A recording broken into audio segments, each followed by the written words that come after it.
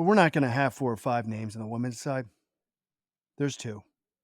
Parker Valby, Katelyn Tuohy. These are like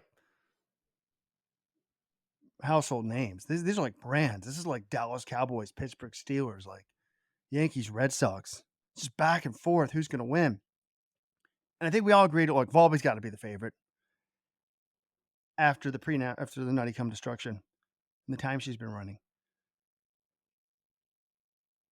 But then we got a fascinating text, I think. John, you feel free if you want to give out the name to who texted this theory, but Just running insider, let's just say that. big time shoe exec. After we made that prediction, this loyal listener says, guys, you're getting the Tuohy Valby picture all wrong. Tuohy is in the middle of the 85 to 90 mile weeks and doing these middle season races to tick the boxes. For Valby, these races are basically fresh legs every single race. When the big dance comes, Tuohy's going to be way, way, way more tapered and fresh. But Valby is already at her ceiling. Valby being fragile too.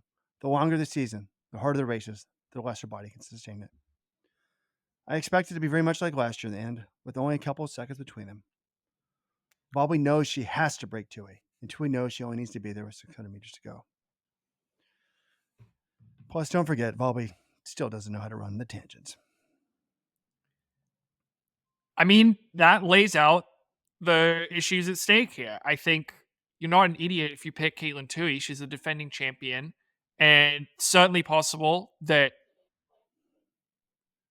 she's going to be fitter than she was at Nuttycombe. She's closed the gap, but Parker Valby knows they don't hand out NCAA championships in October as well, and so does her coach Will Palmer. So the health thing, people point this out. Oh, she only runs 2 or 3 days a week. Well, she won an NCAA track title running 2 or 3 days a week. Like the last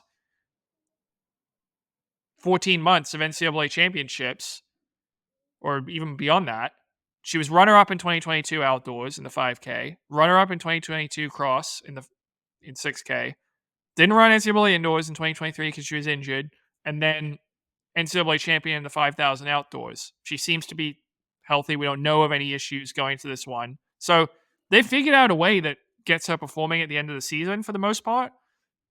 What's most interesting to me is when they raced at Nuttycombe, Katelyn Tuohy did not employ the same strategy she did at NCAA's last year. She didn't say, I'm going to let her go. She'll come back. I'll run her down. She tried to go with Valby and couldn't hang on. She ends up getting dropped. And I wonder, will she try that same strategy this time around at NCAA's, or does she do what she did in 2022, hang back a little, let Valby get a lead, try to run her down? Because I'm kind of thinking, I think Valby, she's just running so much better than she did last year. Her margins of victory are bigger. She's beating the same athletes by more. I think if she lets her go, she's taking a risk, Tuohy is, that Valby might not come back. So we said this on the men's side. You never know where each athlete's at with their training. Tuohy was racing into July in the track. So maybe they're just taking it slow and she's going to be a lot better at NCAA cross. But I think Valby is just operating on such a high level right now. I think I'm still going to be rolling with her.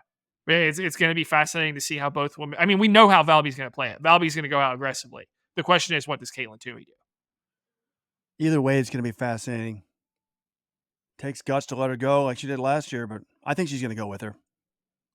I'm normally not into the taper theory, but the email was so well written. The text was so well thought out. I was like, wow, Tuohy's going to do it. But I'll tell you what. If I'm Will Palmer, if I'm Valby's coach, I'm getting there whenever they arrive in Charlottesville. I assume they're already there. Thursday and Friday, I'm saying, all right, we're going to run, and these are every second counts. Every 10th of a second can count in this meet. I'm saying this is the tangents that you need to take. We can't be giving up any extra distance to anyone because you're going to be out there leading this thing. You need to know the way. You need to know the best routes. Don't give an inch, essentially. So I think that's really, most of the time in cross country, you can just kind of just follow the person in front of you. When you're Parker Valby, I do think it's important. You can't leave seconds on the table when you're trying to break someone like that. Or if you have a gap and you're trying to prevent yourself from being run down.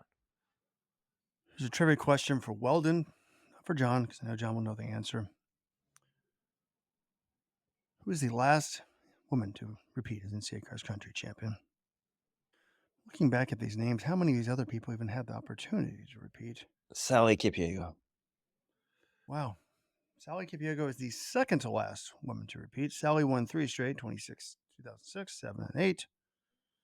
Angela Bizzari won in 2009, and then Sheila Reed of Villanova won in 2010 and 2011. And we should also say this very well could be Katelyn Tuohy's final NCAA race. We got the Olympics coming up next year. She's already done everything she can. Well, I mean, pretty much everything in college athletics. She's got a bunch of collegiate records. She has won NCAA titles indoors, outdoors, and cross country, and twice as a team in cross country. NC State going for the three-peat.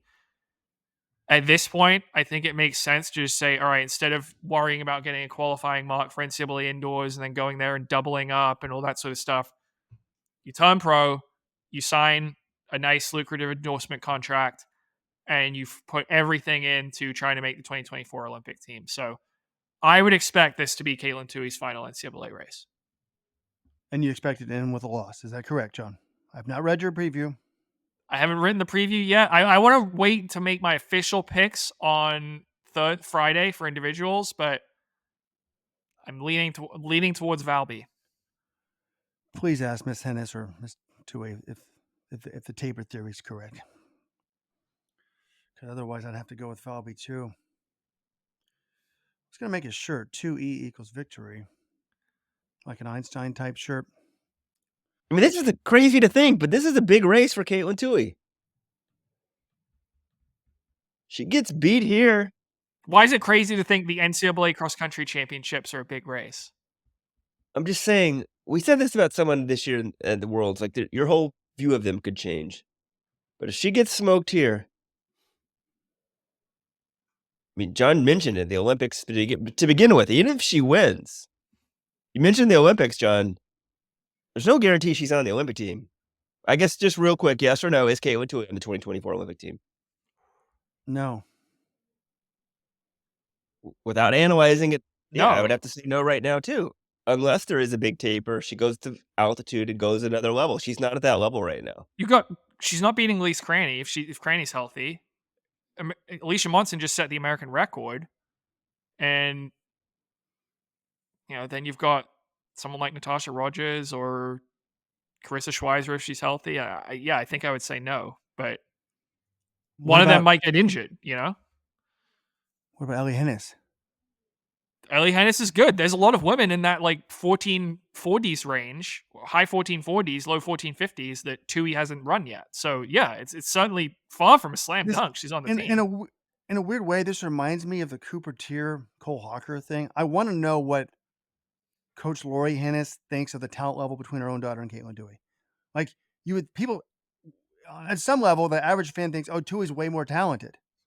Meanwhile, Hennis's PRs are better. She won an NCAA title in cross country and in the 5,000 as well. You know what Ellie Hennis has been able to do that Katelyn Tuohy hasn't for the last 2 years? Train in Flagstaff, Arizona. Yes, I'm well aware of that fact. And I was just always wondering, do people realize Cole Hawker's way better than Tier, but maybe he's not. Anyways, on the prediction contest powered by Zappos, this is wild. Valby's number 1, but she's got 1 less first place vote than Tuohy. They're separated by 3 total points. Can't get any closer than that. Enter the prediction contest now for free. Please don't forget to get your friends to enter the prediction contest. Who else besides Let's Run makes running fun? We link to outside sources, so you don't have to go scramble over the internet finding all the news. We give you free contests. We don't ask for much in return. Since I've been ill, it'd be nice to have some more money in my bank account. Join the Supporters Club today. Let'sRun.com/subscribe. Robert, I'm struggling to do this math, though. Parker Valby's first, but she has fewer first place votes. Does that mean people are picking her for 3rd or 4th? I feel like almost anyone who goes to Let's Run is going to pick Parker, Valby, and Katelyn Tuohy 1, 2 in some order. It's kind of wild that there are people who aren't doing that. I think it means someone must have picked Tuohy off the top 2. Yeah, I guess so. Well, I mean, anyone remember what happened when Jenny Simpson went back for one last dance? 163rd. I do remember. All right. Women's team title.